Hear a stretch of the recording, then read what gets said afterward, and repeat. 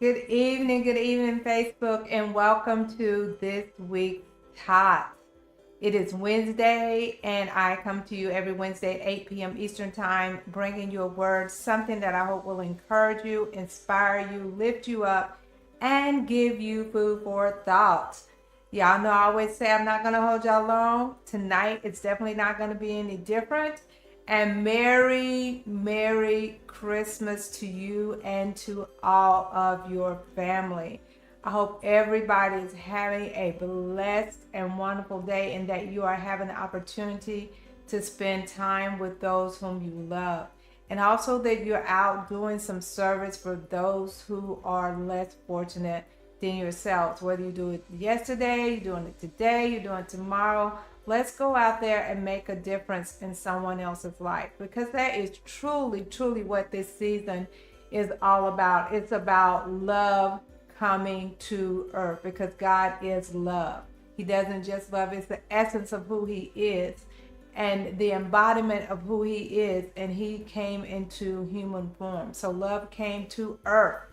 And so we, as his ambassadors, as his disciples, should be spreading that love, especially to those who are the hardest to love. It's easy to love those who love us. It's easy to love those who look like us.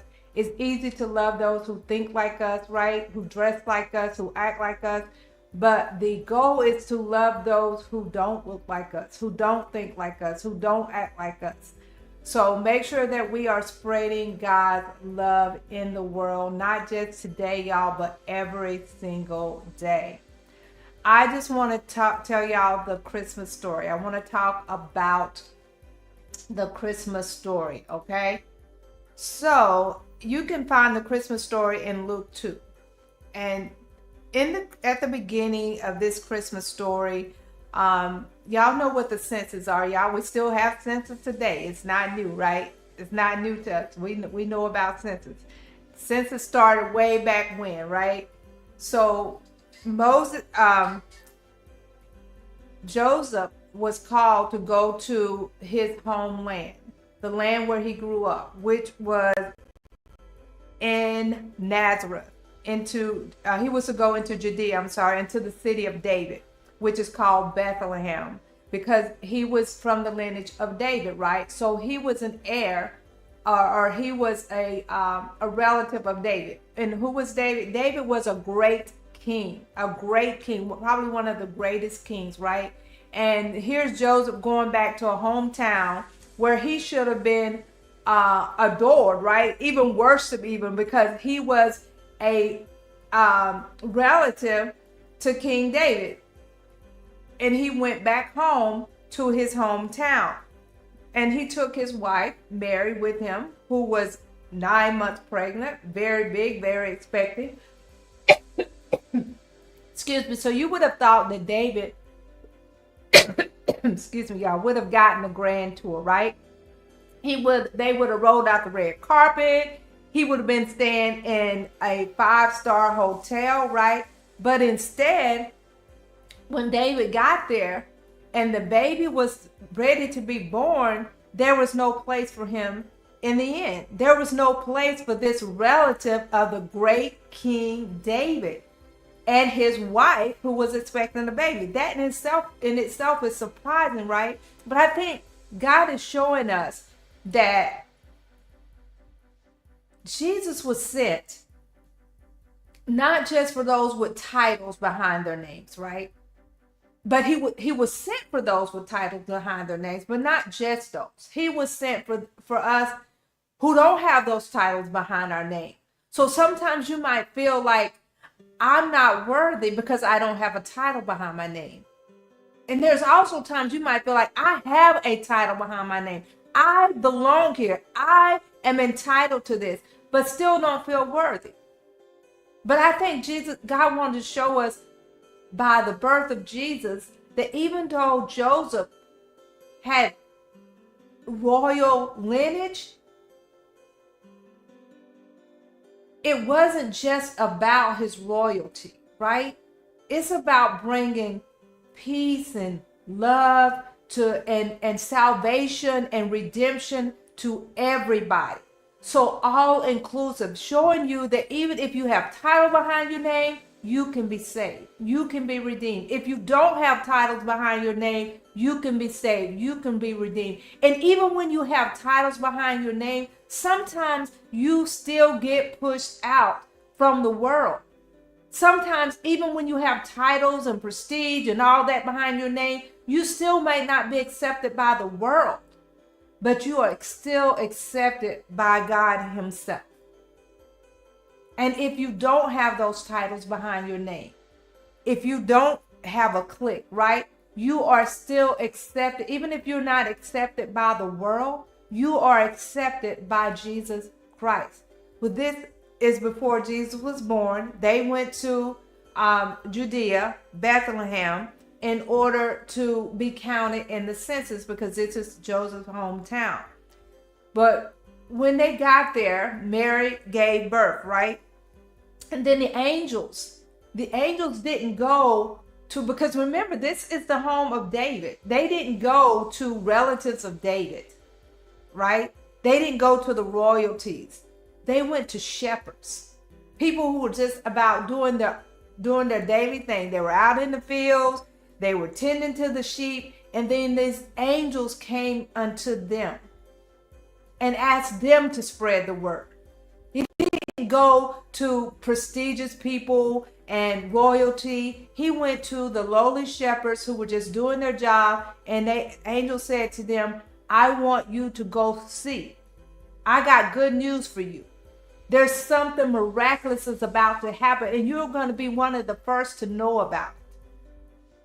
You're going to be the ones who are going to get there first. You're the ones who are going to spread the news, because you're going to be one of the first to see this miracle that is about to take place. This redemption, the Messiah that you have heard about all of your life, that has been taught from generation to generation, that this King of Kings, this Lord of Lords, this Messiah is going to be born into the children of Israel, right? So remember, you don't have to have big titles. You don't have to be in big positions in order for God to speak to you. You don't have to be doing something right. You just be doing what you're supposed to be doing every day, working your assignment, and God will send his angels to speak to you and bring you good news, bring you joyous news for you to go and share and spread to the world. And that's what we are to do today. Spread the good news that Jesus Christ gave his life on the cross. He was born of a virgin woman. He gave his life. He served 33 years on this earth doing the will of his Father, so that we can be redeemed back to God himself, so that we can have a relationship with the Father.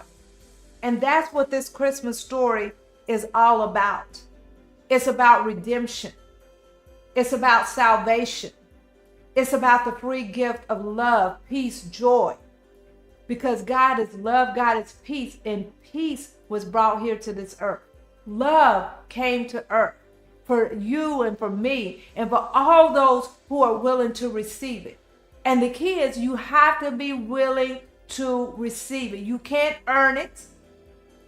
You're not born into it because of a title, right? You have to receive the gift that Jesus Christ himself gave to us, and that was his life.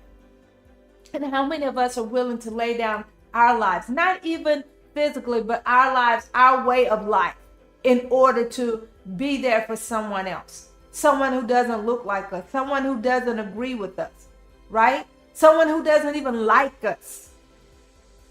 Because remember, he gave his life for the very people who crucified him, the very people who took it, or he gave it to them. They couldn't take it. So Christmas story is about love. It's about peace. It's about redemption.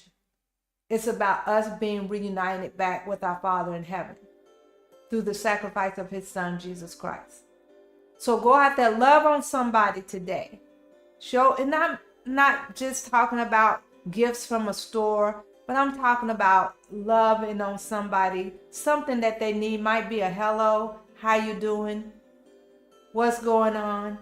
Can I help you? Can I give you? And God will place those people. He did this just for me. When you go out, you pray and ask God, bless me to be a blessing. Put someone in my path that I can bless. And he did this for me just the other day. I was going to Kroger's and I kept putting it off, until finally when I went. But I know the moment this person approached me, I knew that God, that was the time I was meant to be there. And I was like, thank you, God, for being able to be a blessing for someone else, to be able to help provide for someone else to be able to eat. So I'm grateful that every time I go out the door, I know that there's an opportunity out there for me to be a blessing to somebody. So go out there and be a blessing. Go Kansas City. So I will see y'all next week. Have a blessed rest of your week. Spend time with your family. Go out there and be a blessing to someone. Be that change that you want to see. Y'all know that I love you. There's not a thing in the world that you can do to change that. Merry Christmas. And we'll talk about New Year next week because I will be here next Wednesday as well. Be blessed, y'all.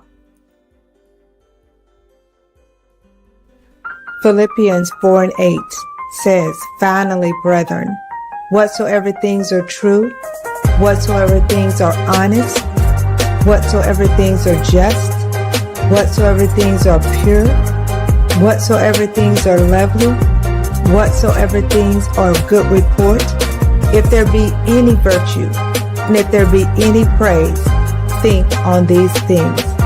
Join me, Marilyn Gregory, aka Pearl, on Wednesdays at 8 p.m. Eastern Time as we explore these things and renew our minds.